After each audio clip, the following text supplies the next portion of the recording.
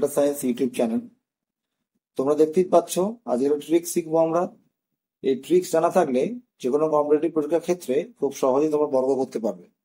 এছাড়া যারা মাধ্যমিক উচ্চ মাধ্যমিক পরীক্ষা দেয় বা যে কোনো ধরনের পরীক্ষা দিচ্ছে না কেন, সেক্ষেত্রে আমাদের এই বর্গ করার ক্ষেত্রে এই বিশেষ নিয়মটা জানা থাকলে খুব সহজেই 1 মিনিটের মধ্যেই আমরা কিন্তু বর্গ করে ফেলতে পারবো। এখন আমরা মেন টপিকে চলে যাচ্ছি। 5 থাকে তাহলে তাকে কি করে বর্গ করব? খুব সহজে বর্গ করা যাবে। যেমন ধরে নাও 35 এর হোল স্কয়ার করতে গেলে প্রথমে যেটা করতে হবে, যেহেতু লাস্টে 5 আছে, এই 5-এ তুমি বর্গ করে দাও। 5-এর বর্গ করলে কত হয়? 5 গুণিতক 5 অর্থাৎ 25। তো আগে 25 লিখে নাও, কিন্তু আগে কিছুটা জায়গা ফাঁকা রাখবে। এবার এদিকে যে নাম্বার আছে, ডিজিটটা রয়েছে, সেটা হচ্ছে 3। এই 3-এর সাথে 1 যোগ করবে। সবসময় কত যোগ করবে? 1 যোগ করবে। 1 যোগ করলে 4 হয়। এই 4-এর সাথে আবার এই 3টাকে গুণ করে নাও, তাহলে 3 4 12।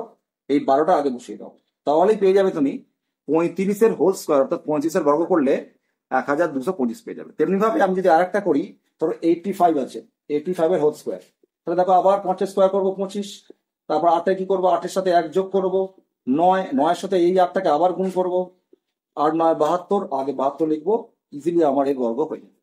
তেমনি ভাবে আরেকটা যদি আমি করি 115, তাহলে যদি আমি হোল স্কোয়ার করি তাহলে কি হবে? 5-এ এটা 3 অঙ্কের নিলাম, 5-এর স্কোয়ার 25, আমরা আগে পেয়ে গেলাম 25। এবার 11 আছে, এই 11-এর সাথে 1 যোগ করবো, কত হচ্ছে? 12, 12-এর সাথে এই 11 আবার গুণ করবো, তাহলে পাবো আমরা 132। এই 132টা আগে বসিয়ে দেবো, তাহলে কিন্তু আমরা 115 হোল স্কোয়ার 13,225 পেয়ে যাবো।